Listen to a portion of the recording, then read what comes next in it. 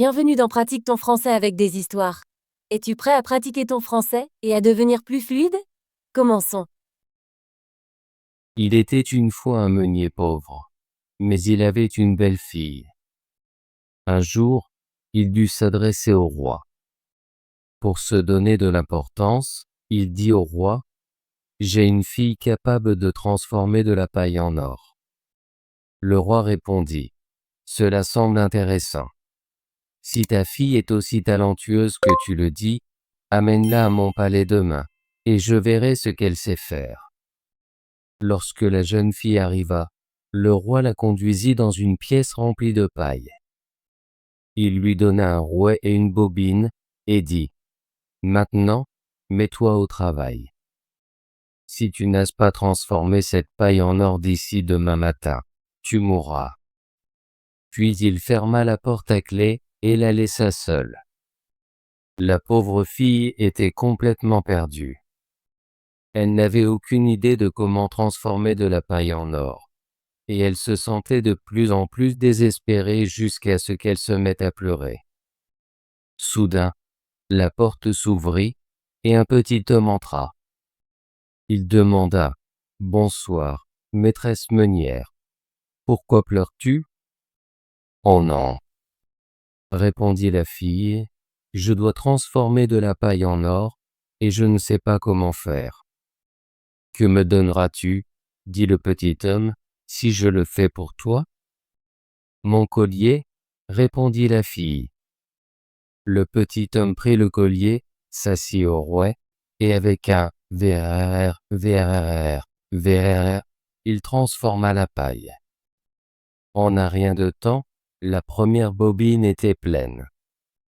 Il mit une autre bobine et recommença « vrrr, vrrr, vrrr », et bientôt la seconde bobine était pleine également.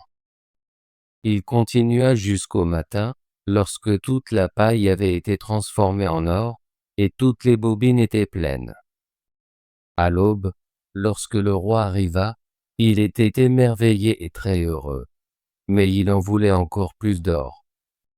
Il emmena la fille du meunier dans une pièce plus grande pleine de paille, et ordonna qu'elle transforme tout cela en or pendant la nuit, sinon elle mourrait. La jeune fille était terrifiée, et ne savait pas quoi faire. Elle se remit à pleurer quand le petit homme apparut une seconde fois.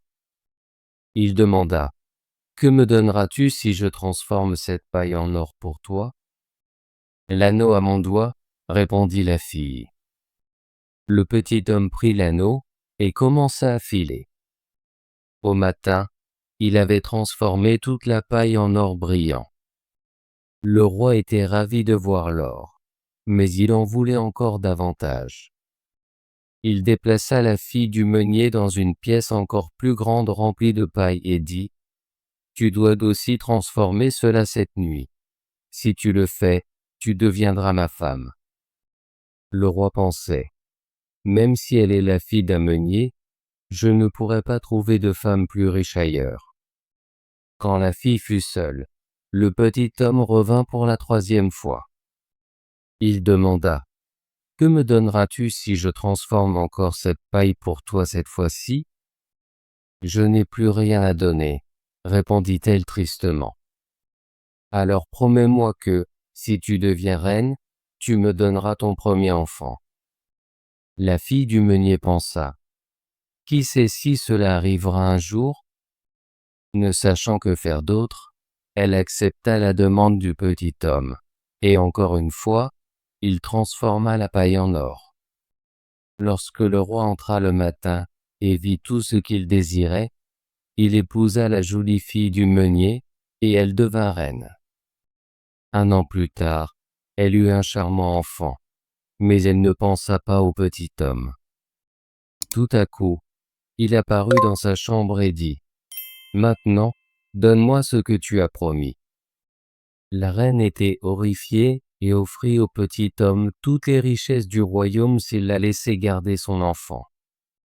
Mais le petit homme répondit, « Non, quelque chose de vivant vaut plus pour moi que tous les trésors du monde. » La reine se mit à pleurer, et le petit homme eut pitié d'elle.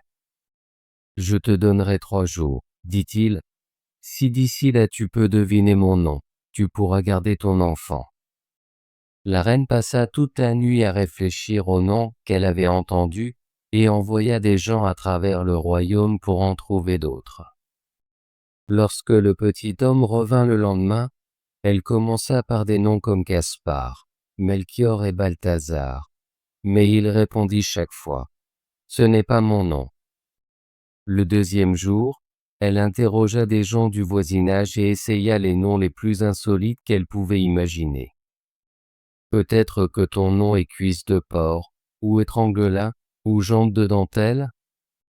Mais il répondait toujours, « Ce n'est pas mon nom. » Le troisième jour, son messager revint et dit, « Je n'ai pas trouvé de nouveau nom, mais je suis arrivé à une haute montagne à la lisière de la forêt.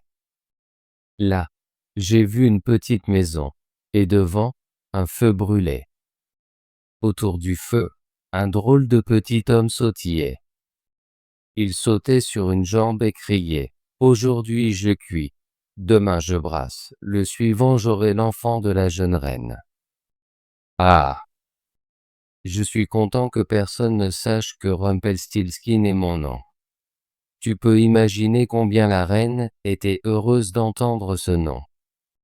Peu après, lorsque le petit homme entra et demanda, « Maintenant, maîtresse reine, quel est mon nom ?» Elle commença par dire, « Est-ce que ton nom est Conrad? » Non. Est-ce que ton nom est Harry? Non.